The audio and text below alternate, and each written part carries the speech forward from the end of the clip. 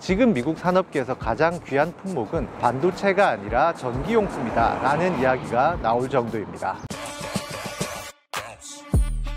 여러분 안녕하십니까. 서울경제신문의 뉴욕 특파원 김웅록입니다. 여러분 여기 전봇대 보이시죠? 그리고 전봇대를 따라 위로 올라가면 동그란 통을 볼 수 있습니다. 바로 변압기입니다. 그런데 지금 미국에서는 이 변압기 구하기가 굉장히 어렵습니다. 지금 보신 저전력 주상용 변압기 같은 경우에는 주문해서 받아보는 데까지 18개월이 걸린다고 합니다. 코로나19 팬데믹 이전에는 3개월이면 충분했다고 합니다. 그런데 학교 건물이나 공장, 대형 건물에서 쓰는 대용량 변압기는 상황이 조금 더 심각합니다. 주문해서 실제로 받아보는 데까지 3년이 걸린다고 하는데요. 이 정도면 사실 웬만한 산업시설이나 건물은 짓고도 남을 기간입니다. 그러다 보니까 현재 미국에서 건설하고 있는 주택이나 공장은 변압기 때문에 공사 기일이 미뤄지는 사례가 일비재하다고 합니다. 상황이 심각하다 보니까 미국 전기협회라든지 건설협회라든지 전기와 건설과 관련된 7개 협회들이 지난 1월에 미국 하원에 변압기 문제를 해결하기 위해서 예산 1조 7천억 원을 편성해 달라는 서한을 발송하기도 했습니다. 그런데 사실 공급이 부족한 전기 부품은 변압기뿐만이 아닙니다. 두꺼비집이라고 불리는 서킷 브레이커나 배전반이라고 불리는 스위치 기어, 그리고 전기 소켓, 심지어 전선까지도 공급이 모자란 상황입니다. 전기 설비나 증설, 인프라에 관련된 모든 용품이 부족한 상황인데요. 그래서 지금 일각에서는 지금 미국 산업계에서 가장 귀한 품목은 반도체가 아니라 전기용품이다 라는 이야기가 나올 정도입니다. 어느 정도인지 감을 잡기 위해서 제가 한번 검색을 해봤는데요. 400A 소켓이라는 품목을 한번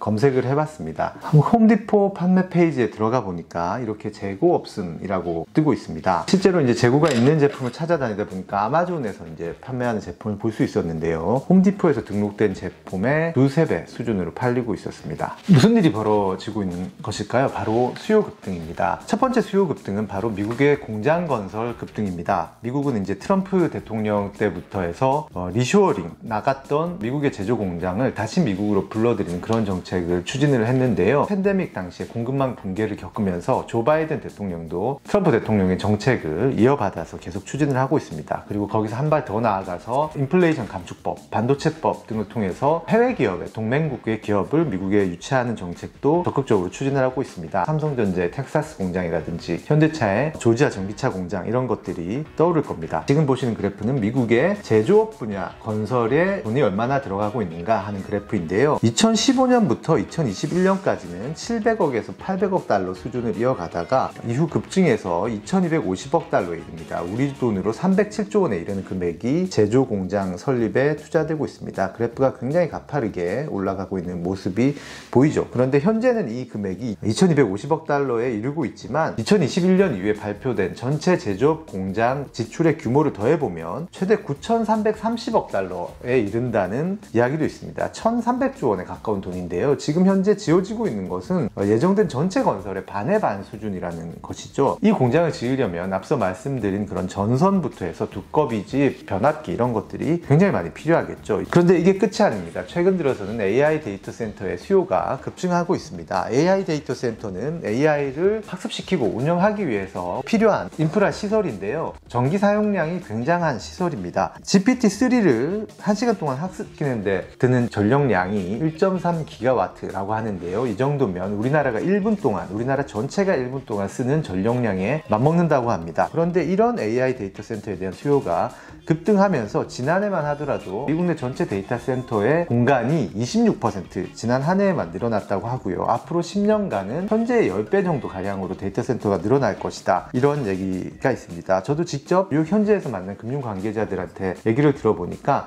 과거 같은 경우는 예를 들어서 아마존이 데이터 센터를 하나 지으면 일부는 외부에 임대를 줬다고 합니다. 최근 들어서 신규 런칭되는 데이터 센터 프로젝트는 하이퍼스케일로 엄청난 규모로 짓는데도 불구하고 외부의 임대 없이 지은 업체가 단독으로 쓰는 경우가 대부분이라고 합니다. 이 밖에도 전기 부품이 필요한 곳은 늘어납니다. 전기차가 급증하면 충전시설이 필요하고 충전시설을 지으려면 전기 부품이 또 필요합니다. 비트코인 채굴 시설도 그렇습니다. 지난달에 비트코인이 반감기를 맞으면서 비트코인 채굴 업체들이 장비를 업그레이드 중인데요. 장비를 업그레이드 하게 되면 거기에 따라서 전력 인프라 시설도 함께 업그레이드 해야 합니다. 그런데 만약 이런 공장이나 데이터 센터, 전기차, 비트코인 채굴 시설 이런 신규 수요가 없었다고 하더라도 미국의 전기용품 수요는 늘어날 시기다라는 그런 이야기도 있습니다. 바로 미국의 전력 인프라가 교체 주기에 진입을 했기 때문인데요. 미국 에너지부에 따르면 미국 내 변압기와 전선의 70% 그리고 전력 차단기 등은 60% 이상이 이미 30년이 됐기 때문에 교체를 해야 할 타이밍에 진입을 했다라는 것입니다. 문제는 공급이 따라주지 않는다라는 것이죠. 사실 적어도 코로나 팬데믹 이전까지만 하더라도 전기용품 산업은 수요 변동이 굉장히 적은 산업이었습니다. 전기차가 대중화되기 전 그리고 생성형 AI가 나오기 전까지만 해도 각국의 전력 수요는 굉장히 예측 가능하고 안정적으로 이렇게 흘러갔습니다. 이는 곧 전기 부품, 전기용품을 만드는 업체도 생산량을 굉장히 예측 가능한 수준에서 유지를 해왔다라는 것이죠. 그런데 코로나19 팬데믹 이후에 갑작스럽게 시장 환경이 변하면서 이들 업체가 공급을 늘릴 수 있는 여건을 맞추지 못했던 겁니다. 이는 관련 업계 입장에서는 도전이지만 또 기회가 될 수 있겠죠. 수요가 늘어나는 만큼 매출이 늘고 그리고 이익률 폭이, 마진 폭이 늘 수 있기 때문입니다. 대표적인 전기부품 기업이 이튼이라고 하는 기업인데요. 이 기업은 변압기나 배전반을 비롯해서 각종 전기용품을 만들고 전기차나 건물 등 각 수요군에 맞춰서 여러 전기부품을 생산하는 기업입니다. 이 기업의 주가가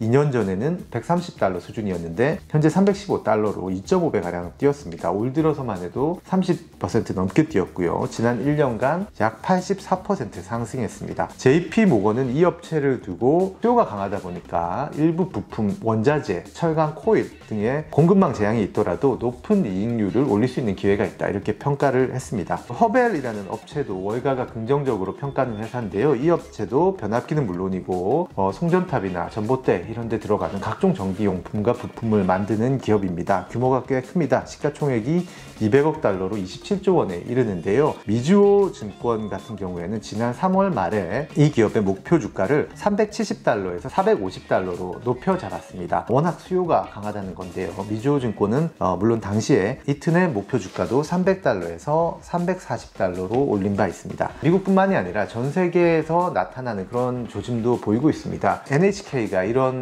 보도를 했는데요. 일본 내에서 건설 프로젝트가 팬데믹 이후에 급증을 하다 보니까 전선이 굉장히 모자라게 되고 그리고 동네 전기 서비스 업체에서 전선 도둑이 기승을 부리고 있다 이런 보도가 나오기도 했습니다. 불과 3년 만에 우리는 유례 없이 전력 수요가 큰 시대를 살게 됐습니다. 그동안 안정적인 산업의 대표주자였던 전기용품 업체가 이제 성장 산업으로 각광받는 이런 좀 생소한 상황도 벌어지고 있는데요. 변화는 빠르고 도전과 기회는 예고 없이 찾아오고 있습니다.